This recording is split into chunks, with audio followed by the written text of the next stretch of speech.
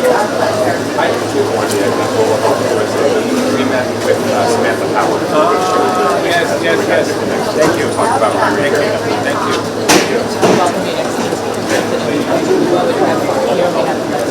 Nice to meet you, welcome, His Excellency. My name is Dr. Diane Maku, and I work on polio in education, and I'm the president of the Organization of African Public Health Professionals at CDC. Welcome. City of Foreman. I'm working at the Global Health Center. Thank you. I'm on CJ2. I work at the CDC office. Okay, Office of Internal Engagement and Communication.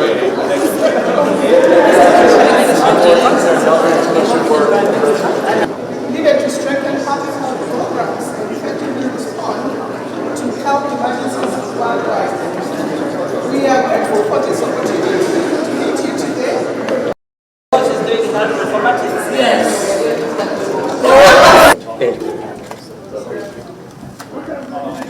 Boss.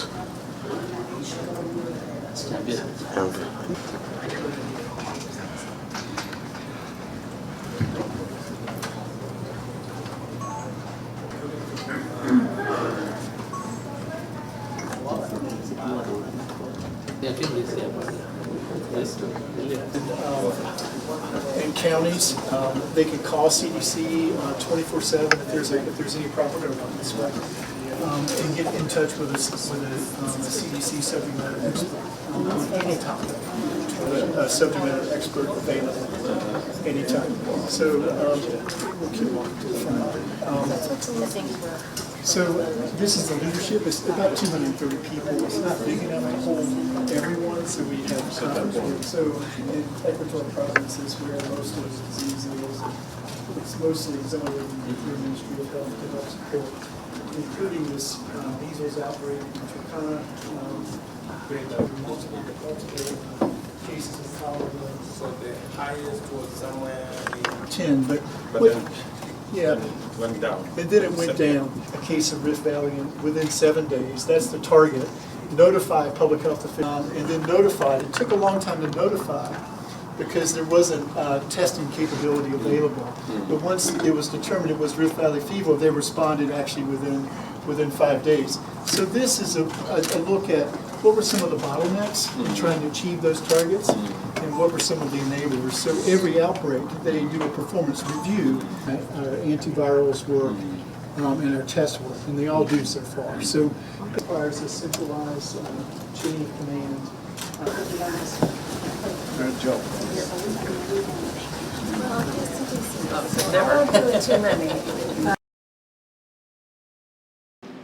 Our health system is supported by a diverse array of public, private, and non-governmental entities.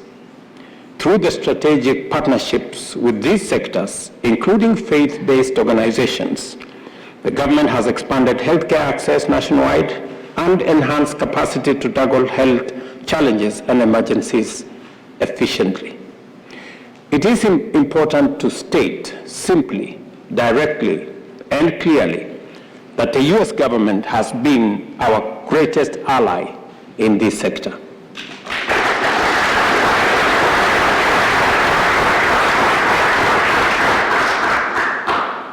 Here is the headquarters of an iconic U.S. organization, preeminent global authority on public health, and a symbol of science working for the people everywhere in the world. When I saw the center up on second floor, I was amazed at what is happening here and the response you have from actors in different parts of the globe.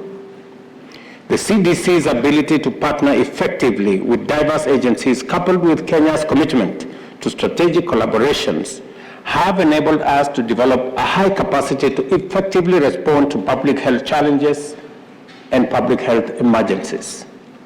Mindful of this capacity, Kenya is pursuing a bold bottom-up transformation agenda to drive inclusive growth, create jobs, create wealth, across many sectors. Central to this is the implementation of our universal health coverage plan. Partnerships, especially with the US, are crucial for our success. To underscore this, I have made it abundantly clear that every cent of technical, financial, or other support from our partners must be managed, utilized, and accounted for efficiently.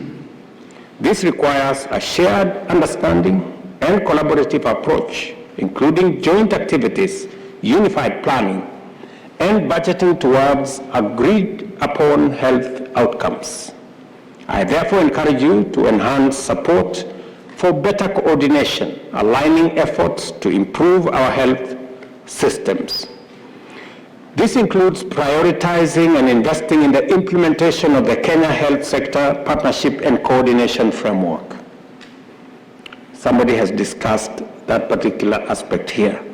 The President's Emergency Plan for AIDS Relief, PEPFAR, stands as a remarkable example of our fruitful partnership in combating HIV/AIDS for over 20 years, transforming despair into hope and prosperity.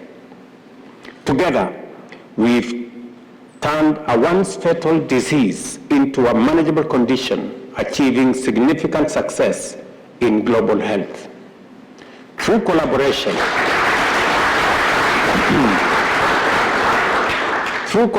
with the US, Kenya is transitioning HIV, malaria, and tuberculosis programs into primary health care initiatives, aligning with Sustainable Goal number 3. This shift enhances program sustainability and meets the healthcare needs of vulnerable Kenyans across the country. The year 2020 marked the beginning of a dark era in health as the COVID-19 pandemic disrupted every aspect of our lives.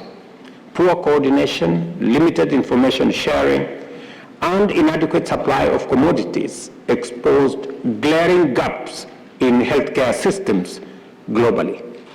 Suddenly, readily available resources like oxygen became scarce and unaffordable for those in dire need.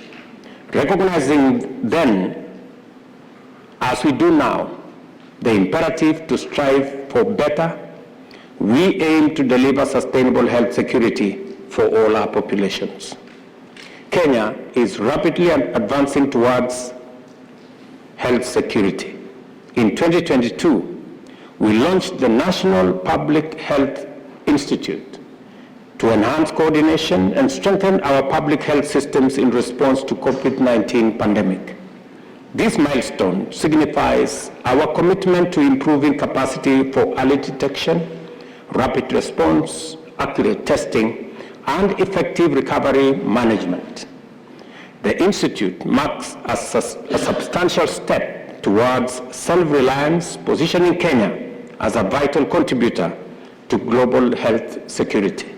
I am encouraged by the robust spirit of collaboration, and we are grateful for the support of CDC in establishing the Kenya National Public Health Institute. We are looking forward to working together to develop policies and legal frameworks based on evidence for the Institute's success. Our collaboration with CDC extends beyond defending our own borders, significantly enhancing regional and global health security through strengthened research, laboratories, surveillance systems, and emergency operation centers. Programs like field epidemiology and laboratory training and public health emergency managers have already trained 800 professionals, and we aim to expand them to include more county and national health workers. I am reminded by the statement that was made that working with the county governments, we now have close to 100,000 community health promoters in Kenya to support this endeavor. To do this, we invite America's leading health training institutions, such as Pelham Center of Advanced Medicine, Johns Hopkins, Harvard, Columbia, Duke, and Emory University in Atlanta to create exchange programs with Kenyan universities. Through such collaboration, we aim to expand learning horizons and deepen insights into emerging threats, including zoonotic diseases. The impact, innovation, and focus of the collaboration between Kenya and CDC has set a standard that transcends our boundaries. Another organization which highlights the positive impact of effective partnership between Kenya and United States organizations is the Kenya Medical Research Institute. The partnership between CDC, the National Institute of Health, and KEMRI, spanning 7 research programs, has led to significant scientific discoveries, notably the malaria vaccine, enhancing healthcare outcomes. Increasing grants to KEMRI will help establish strong intellectual property and scientific entrepreneurship frameworks. This will support Kenya's focus on product development, a key component of our pharmaceutical and biomedical manufacturing sector, aligned with our priorities. Regarding manufacturing, Kenya actively seeks due recognition as a stable, well-functioning and integrated regulatory system in the form of the World Health Organization's Maturity Level 3. Amendments to the Pharmaceutical and Poisons Board Act are in progress to support this goal, enhancing local pharmaceutical growth in both public and private sectors. I did come with the leadership of Parliament so that they understand the importance of us changing the law, and they are here. And they have promised me that how many weeks after we go back, how many weeks will the law be ready? In less than 2 weeks. So in less than 2 weeks, I will have signed the law so that we can provide the legal framework for us to move our manufacturing to the next level. Amid growing interest from Asian and Middle East companies to invest in Africa, I warmly invite U.S. investors and manufacturers to explore opportunities in Kenya. With access to markets including the East African Community, a market of 300 million people, the common markets for Eastern and Central Africa, a market of another 400 million people, and the Africa Continental Free Trade Area, a market that will expand to 1.4 billion people. Manufacturing and medical consumables, vaccines, is a strategic investment. I commend USAID for supporting local manufacturing investments like Revital and Dawa Limited through capacity building and matching funding.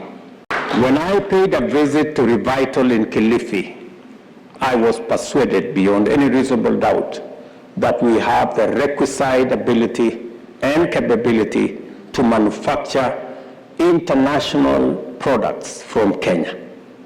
And I made a commitment to local manufacturers that the first off-taker of their products will be the Kenya government. I think local manufacturers, including Revital, today can confirm that we have changed course and they are our first port of call when we are looking for medical products. That's good. I have also made a policy decision that we are going to support local manufacturers, and specifically Revital. We have already offered them extra land for them to expand their operation and meet the targets they have told us here that they want to meet next year. And it is not just for them, it is for all the other manufacturing facilities that we have in the country. In fact, we have designated one special economic zone in Thika to be the manufacturing hub for pharmaceutical products.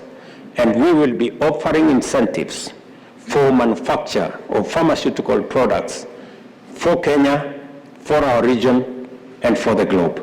And looking at what Revital is doing, we are very confident that we can export to anywhere in the world.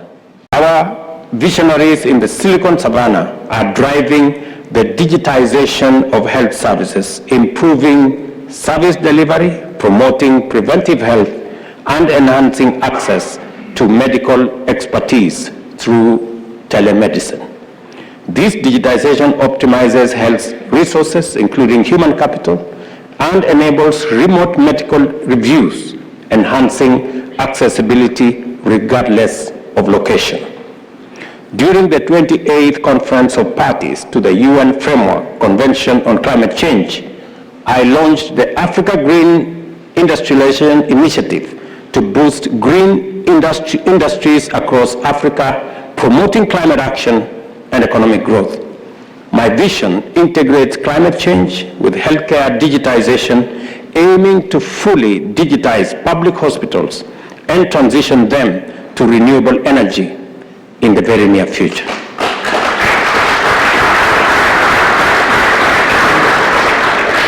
I am very happy that we have $31 million to further this course.